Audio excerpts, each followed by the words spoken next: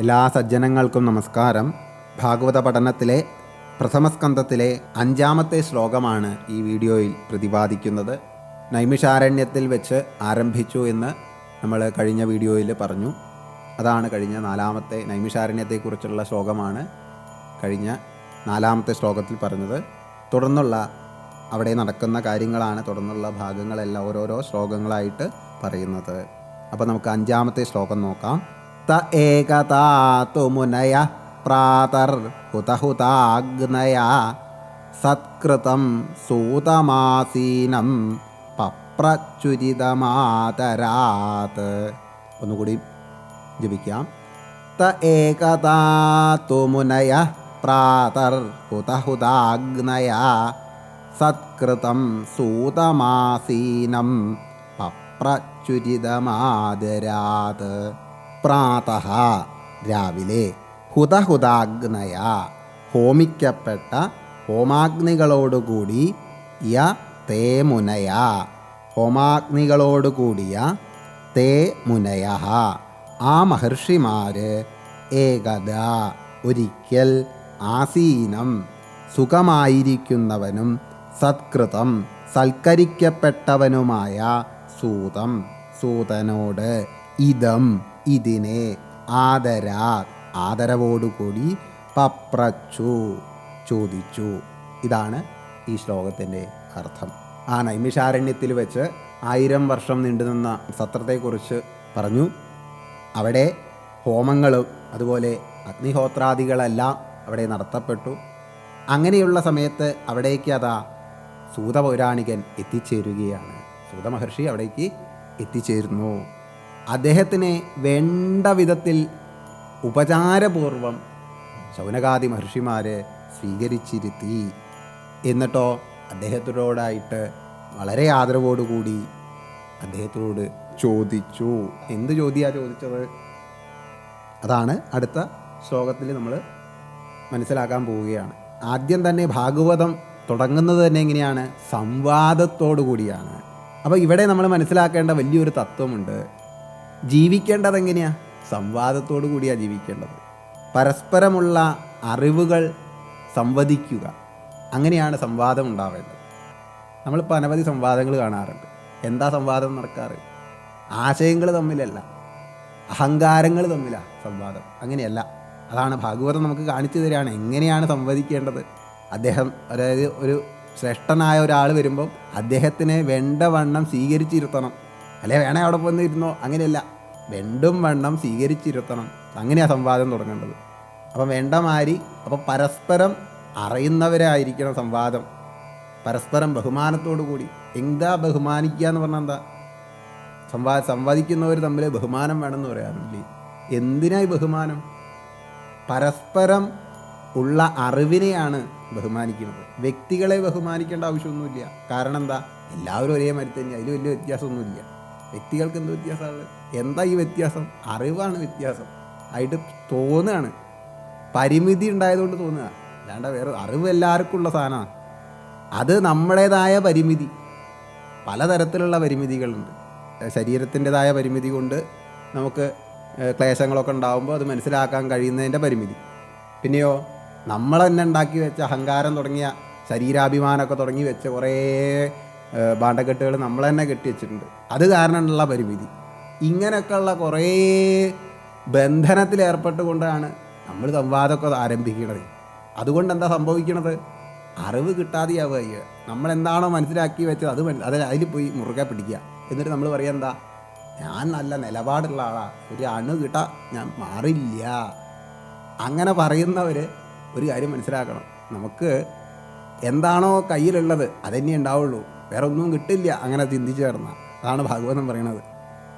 നമ്മൾ മനസ്സിലാക്കുക. ഭാഗവതത്തിലെ ഓരോ ശ്ലോകങ്ങളിലൂടെ ഉള്ളിലേക്ക് ഇറങ്ങി ചെല്ലുമ്പോഴാണ് അത് ശരി, അപ്പോഴാണ് നമുക്ക് മനസ്സിലാവുക നമ്മളിപ്പോൾ ഇത്രയും കാലം ചെയ്തൊന്നും അല്ല, ഇങ്ങനെയല്ലല്ലോ. അതാണ് ഭാഗവതത്തിൻ്റെ മഹത്വം. ഓരോ ശ്ലോകങ്ങളിലേക്ക് നമ്മൾ കൂടുതൽ ചിന്തിക്കുമ്പോൾ ഇത്തരത്തിലുള്ള അനവധി കാര്യങ്ങൾ നമുക്ക് മനസ്സിലാക്കാൻ സാധിക്കും. അത് നമ്മുടെ ജീവിതത്തിൽ അപ്ലൈ ചെയ്യണം. എന്നിട്ടേ കാര്യമുള്ളൂ. ഇതൊക്കെ മനസ്സിലാക്കി വെച്ചു, എല്ലാ ശ്ലോകവും കാണാപ്പാടാ, ഏത് ശ്ലോകം എന്ത് ചോദിച്ചാലും ഉത്തരമൊക്കെ ഉണ്ട്. അതുകൊണ്ട് കാര്യമില്ല. അപ്പം മനസ്സിലാക്കേണ്ട കാര്യം എന്താ? നമ്മളിത് ആരെയെങ്കിലും ബോധ്യപ്പെടുത്താനോ അല്ലെങ്കിൽ മറ്റുള്ളവരെ കാണിക്കാനോ അതിനൊന്നും വേണ്ടിയിട്ടല്ല, നമ്മൾക്ക് മനസ്സിലാക്കാൻ വേണ്ടിയിട്ടാണ്. കാരണം ഈ ലോകത്തേക്ക് ഈ ശരീരം സ്വീകരിച്ച് വന്നത് എന്തിനാണ്? ഭഗവാന്റെ ഈ വിശ്വസ്വരൂപത്തെ അറിയുന്നതിന് വേണ്ടിയിട്ടാണ് ഓരോ ശരീരവും നമ്മൾ സ്വീകരിച്ചത്.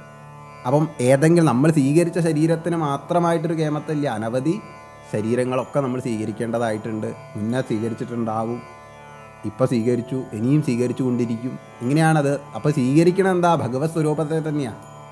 അപ്പോൾ എന്താണോ നമുക്ക് ഇപ്പം കിട്ടിയത് അതിന് ഭഗവാനോട് എപ്പോഴും സ്മരണ ഉണ്ടാവുക. ആ കിട്ടിയ സ്വരൂപത്തിനെ ഉത്തരവാദിത്വത്തോടു കൂടി ചെയ്യുക. അതാണ് ജീവിതം. നമുക്കിപ്പോൾ കിട്ടിയ ജീവിതം എന്താ വെച്ചാൽ ഒരു കാരണം ഉണ്ടാവും. ആ കാരണം എന്താണെന്ന് മനസ്സിലാക്കി അത് ചെയ്യുക എന്നതാണ് നമ്മുടെ ജീവിതത്തിൽ ചെയ്യേണ്ടതായ കാര്യം. അപ്പോൾ പക്ഷേ ഈ എന്താണ് ആത്യന്തികമായ സത്യം എന്നുള്ള ആ ഒരു അറിവ് അത് മറന്നു പോകരുത്.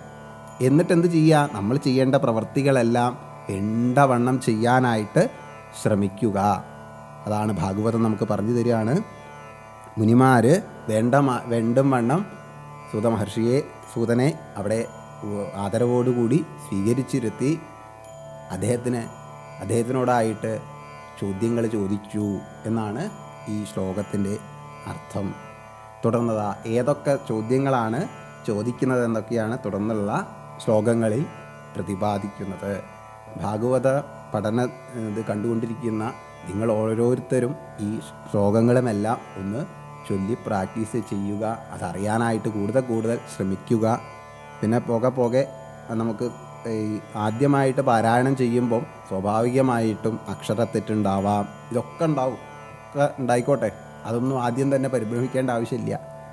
കാരണം ഏറ്റവും പ്രധാനം എന്താണ്?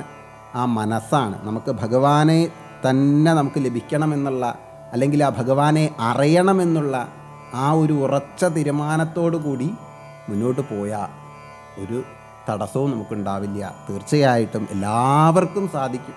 മനസ്സിലാക്കേണ്ട ഒരു പ്രധാനപ്പെട്ട കാര്യമാണ്. ഇന്നത്തെ കാലത്ത് അനവധി ആവശ്യമില്ലാത്ത തർക്കങ്ങളുള്ള വിഷയമാണ്. എന്ത്?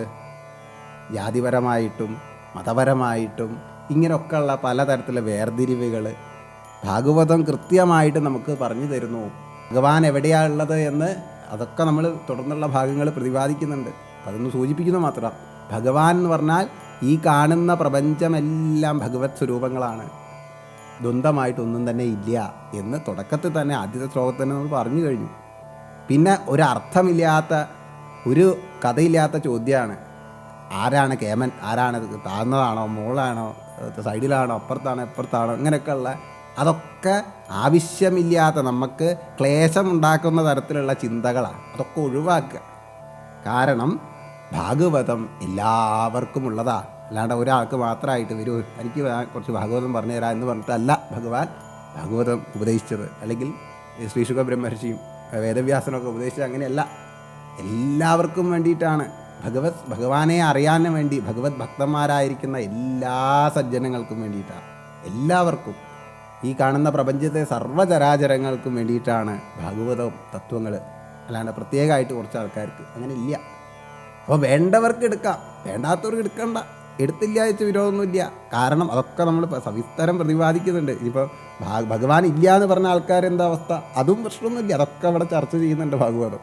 ഈശ്വരൻ ഉണ്ടോ, ഈശ്വരൻ ഇല്ലേ, ഈശ്വരൻ എങ്ങനെയാണുള്ളത്, അതാണോ ഈശ്വരൻ, ഇതാണോ ഈശ്വരൻ, അവിടെ ഉള്ളതാണോ ഈശ്വരൻ, ഇങ്ങനെ തുടങ്ങിയ അനവധി കാര്യങ്ങൾ ഉണ്ട്. ഒക്കെ ചർച്ച വരുന്നുണ്ട്. ഒക്കെ ചർച്ച നടന്നതാ ഭാഗവതത്തിൽ. അതൊക്കെ നമുക്ക് തുടർന്നുള്ള ഭാഗങ്ങൾ മനസ്സിലാക്കാം. ഇവിടെ പ്രധാനമായിട്ട് മനസ്സിലാക്കണം അവനവൻ എവിടെ നിൽക്കണോ എന്നുള്ള കാര്യത്തിലാണ്. അതാരും ബോധ്യപ്പെടുത്താനല്ല, അത് അവനവനോട് മാത്രം തർക്കിക്കേണ്ട വിഷയമാണ്. ഞാൻ എവിടെയപ്പം നിൽക്കേണ്ടത്? ഹിരണ്യേശ്വരൻ്റെ കൂടെ നിൽക്കണോ, പ്രഹ്ലാദൻ്റെ കൂടെ നിൽക്കണോ, ഭഗവാൻ കൃഷ്ണൻ്റെ കൂടെ നിൽക്കണോ, കംസൻ്റെ കൂടെ നിൽക്കണോ? ഇങ്ങനെ ഒരുപാട് കഥാപാത്രങ്ങൾ വരുന്നുണ്ട്. അത് അവനവന് തീരുമാനിക്കുക ആരെ കൂടെയാണെന്ന് വെച്ചാൽ നിൽക്കുക. അതിനനുസരിച്ചുള്ള ക്ലേശങ്ങളോ ഗുണമാണെങ്കിലും ദോഷമാണെങ്കിലും നല്ലതാണെങ്കിലും ചീത്തയാണ് എന്താണെങ്കിലും അത് അനുഭവിക്കേണ്ടി വരും. അത്രയേ ഉള്ളൂ. അത് മനസ്സിലാക്കിക്കൊണ്ട് എവിടെ വേണമെങ്കിലും നിൽക്കാം. കാരണം നമ്മൾ നിൽക്കുന്നത് എവിടെയാണ്? ഭഗവത് സ്വരൂപത്തിൽ തന്നെയാണ് നിൽക്കുന്നത്. ഈ ഒരു തലത്തേക്ക് നമ്മൾ എത്തും. എപ്പോഴാണ്? ഏകാദശസ്കന്ധമൊക്കെ എത്തുമ്പോൾ. നമുക്ക് തുടർന്നുള്ള ഭാഗങ്ങളൊക്കെ ക്രമേണ ഓരോന്നായിട്ട് ആ ഭഗവത് തത്വങ്ങൾ മനസ്സിലാക്കാനായിട്ട് ശ്രമിക്കാം. എല്ലാവർക്കും ഭഗവാന്റെ അനുഗ്രഹം ഉണ്ടാവട്ടെ. എല്ലാവർക്കും നമസ്കാരം.